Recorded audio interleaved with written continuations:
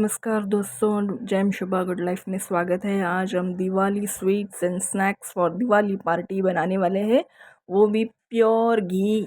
ये स्वीट बनाने के लिए हमको प्योर घी की ज़रूरत पड़ती है। प्योर घी से बनाने से ये स्वीट बहुत रिच, बहुत टेस्टी, हमेशा याद रखने वाला स्वीट और ऑल टाइम फेवरेट स्वीट भी बन जाता है। तो फर्स्ट इसके लिए हमको चाहिए 1 कप, 1 ग्लास बेसन। उसे अच्छे से छान लेना है। छन्नी के मदद से अच्छे से छान लीजिए ताकि उसमें कोई लम्स नहीं हो।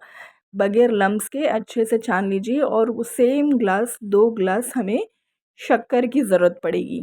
तो एक हैवी बॉटम वेसल लीजिए, चाहे हैवी बॉटम कढ़ाई लीजिए या फिर कुकर लीजिए। उसमें सेम ग्लास, हर चीज़ के लिए मापने के लिए सेम कटोरी, सेम ग्लास यूज़ कीजिएगा।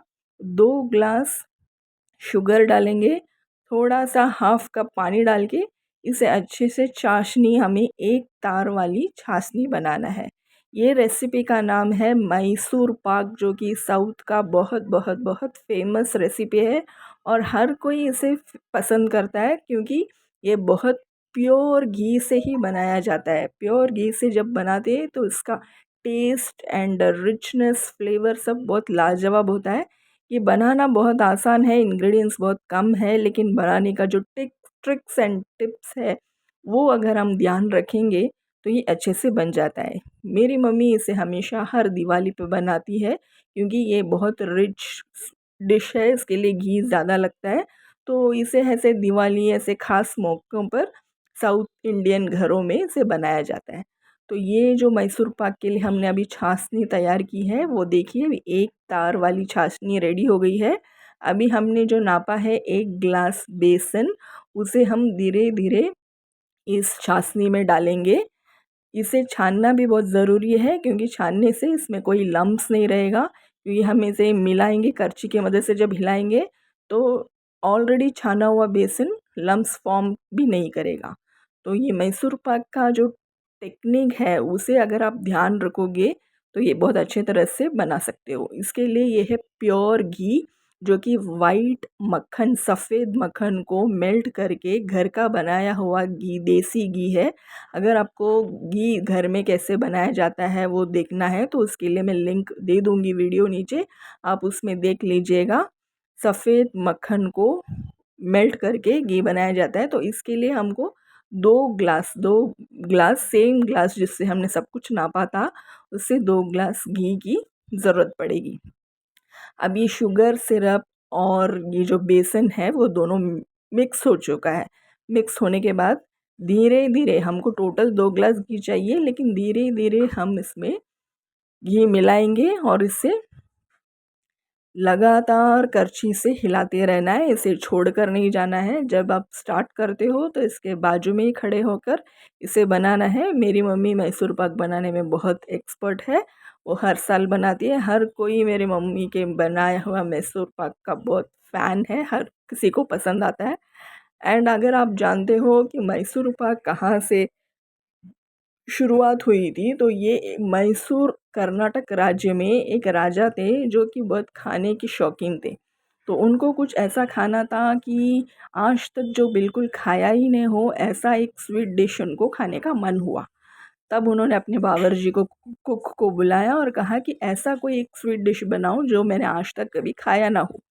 तो उनके कुक बहुत परेशान हो गए, वो सोचे कि मैं ऐसा क्या बनाऊं, और वो अपने रसोई घर गए। पहले बेसन उठाया, फिर बाद में हर कोई स्वीट डिश के लिए हम सब जानते हैं कि चीनी की आवश्यकता पड़ती है, तो उन्होंने चीनी भी निकाली। और ऐसे ही सोचते सोचते ये चीनी और घी, बेसन मिला के उन्होंने एक अच्छा सा ब्यूटीफुल डिश तैयार किया है जिसका नाम था मैसूर पाक। तो ऐसे ही इस डिश की शुरुआत हुई थी और राजा भी बहुत खुश हो गए और उन्होंने कहा इस डिश का नाम होगा मैसूर पाक। और ये डिश मतलब जो पैलेस है इससे बाहर कभी निकलेगा ही नहीं। तो जब तक वो राजा थे तो ये डिश सिर्फ उनके पैलेस में ही बनाया जाता था। फिर जैसे जैसे जनरेशन आगे बीत गई, तब ये उनके पैलेस में से, उनके महल में से ये डिश बाहर आने लगी। और फिर पता चला कि राजा का फेवरेट डिश था वो है मैसूर पाक। फिर सब जगह मिठाई के दुकान में सब बनाने लगे इस मैसूर पाक को। इस मैसूर पाक की कहानी यही है। तो अब देखिए हम घी धीरे धीरे डाल रहे हैं। तो अभी मम्मी ने एक गिलास घी डाल दिया है और उसमें साइड्स वो किनारे छोड़ते आ रहा है। आप अगर देखोगे ध्यान से तो किनारा भी छूट रहा है और छोटे छोटे बबल्स फॉर्म हो रहे। तो जैसे ये बबल्स फॉर्म होने लगेगा तो इसका मतलब है इट इज़ रेडी। ये अभी रेडी होने वाला है कुछ ही देर में। बबल्स जब ज़्यादा निकलने आने लगेगा तब इसे हमको एक ग्रीस्ड घी वाला ग्रीस्ड प्लेट में इसे तुरंत उसे निकालना होगा। तो आप पहले ही जब चाशनी तैयार करते हो तभी आप प्लेट में बर्फ़ी वाले प्लेट में या कोई भी थाली में घी ग्रीस करके रेडी करके रखिए, क्योंकि जैसा ही ये बबल फॉर्मेशन ज़्यादा होने लगेगा तुरंत ही हमें उसे उस प्लेट में निकालना होगा। तो घी को ग्रीस करके थाली रेडी करके पहले ही रख लीजिए। अभी देखिए बबल फॉर्मेशन ज़्यादा हो रहा है, मिक्सचर भी सब एक साथ घुल मिल रहा है और साइड्स किनारे भी छूट रहा है। पहले का बबल्स छोटा छोटा था, अब जो बबल्स फॉर्मेशन हो रहा है वो बड़े बड़े होने लगे। तो ऐसा कंसिस्टेंसी परफेक्ट है ताकि उसे हम अभी थाली में सेट कर लें। घी को भी धीरे धीरे हमको बीच बीच में डालते रहना है, एक साथ सारा घी नहीं डालना है। धीरे धीरे घी को, कभी कभी आपको 1.5 गिलास में भी ये काफ़ी पड़ जाता है।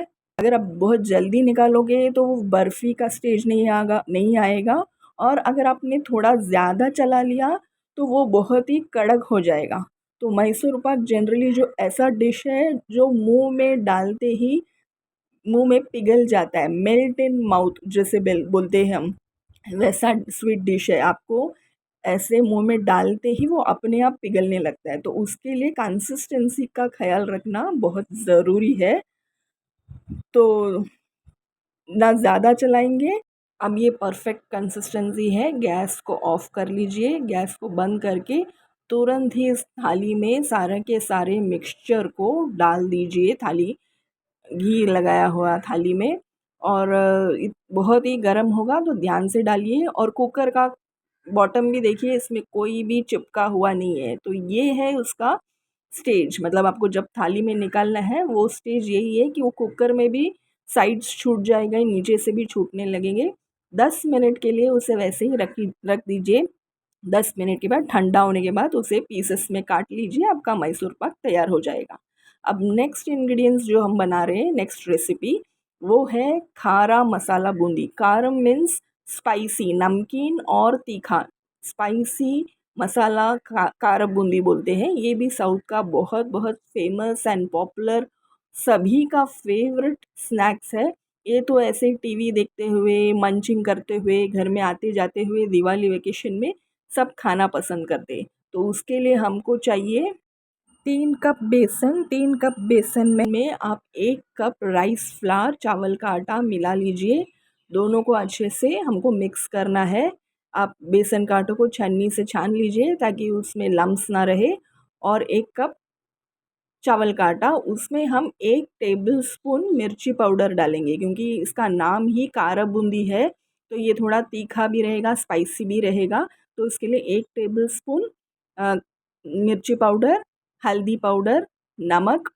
अब इसमें हींग पाउडर ज़रूर मिला लीजिएगा। हींग पाउडर थोड़ा ज़्यादा डालने से, 1 या 2 टीस्पून डालने से बहुत अच्छा फ्लेवर आता है। इसमें हम हाफ चम्मच बेकिंग सोडा, खाने का सोडा भी डालेंगे। अब हम क्या डाल रहे हैं, कश्मीरी लाल मिर्च पाउडर, ताकि इसमें एक अच्छा रेड कलर आए। अगर आप येलो कलर में बनाना चाहते हैं तो आप सिर्फ हल्दी पाउडर से ही उसे बना सकते हैं। अब मैं यहाँ पे मम्मी थोड़ा रेड कलर के लिए, स्पाइसी भी टेस्ट भी होगा और साथ में कलर भी होगा, तो उसके लिए कश्मीरी मिर्ची पाउडर भी 1 टीस्पून डाल दीजिए। ये सारे इंग्रेडिएंट्स को ड्राई मिक्स करना बहुत ज़रूरी है, क्योंकि ड्राई मिक्स करने से वो सारा जगह एक साथ घुल मिल जाएगा। उसके बाद हम पानी लगाकर इसे अच्छे से डो में मिक्स कर लेंगे। तो फर्स्ट जो मसाले वगैरह सब डाले थे वो सब मिला के उसे अच्छे से ड्राई मिक्स कर ले लीजिए। अब ड्राई मिक्स होने के बाद इसे हम पानी मिला के, 1 कप वाटर तो आपको ज़रूर लगेगा ही, तो 1 कप वाटर पहले मैंने यहाँ पे मम्मी ने लेके रखा है। इसे धीरे-धीरे ही डालेंगे, 1 कप पूरा मत डाल दीजिएगा, धीरे-धीरे डाल के इसे अच्छे से स्मूथ बैटर कर लेंगे।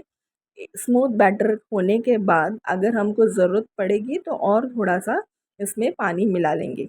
तो पानी भी धीरे-धीरे ही डालकर मिक्स करना है और ये बैटर ऐसा होना चाहिए जैसा हम भजिया वगैरह बनाते हैं तो बैटर कैसा होता है, एक पोरिंग कंसिस्टेंसी, मतलब उठा के आप ऐसा डालोगे तो वो ऐसा पोर एक तार जैसा वो गिरना चाहिए, वो कंसिस्टेंसी चाहिए। तो इसके लिए मम्मी ने अभी आधा कप और पानी मिला लिया है और इसे एक अच्छा भजिया कंसिस्टेंसी आप करछी से उठाओगे तो वो ऐसा एक लाइन की तरह वो गिरना चाहिए, क्योंकि हम इसे बूंदी बनाने वाले हैं। तो वो जो छन्नी है बूंदी का, उसमें से हम डालेंगे तो वो उसमें अटकना नहीं चाहिए। अगर बहुत थिक रहेगा बैटर तो उसमें अटक जाएगा, तेल में नहीं गिरेगा।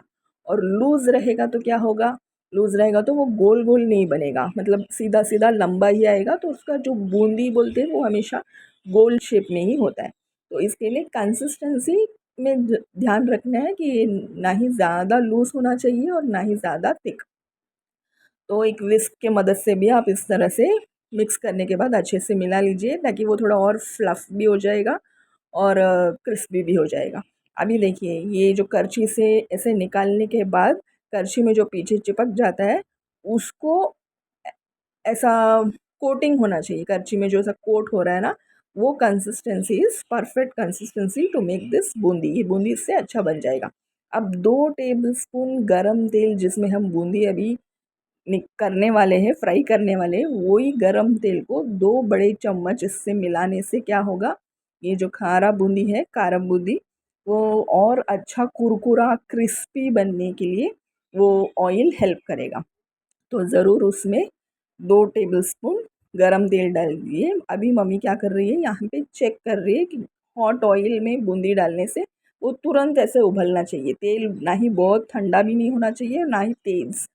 वो ऐसा होना चाहिए कि जैसे डालते हैं हम बूंदी उसके अंदर, वो तुरंत ऊपर उठ के आना चाहिए, वो मीडियम हॉट होना चाहिए।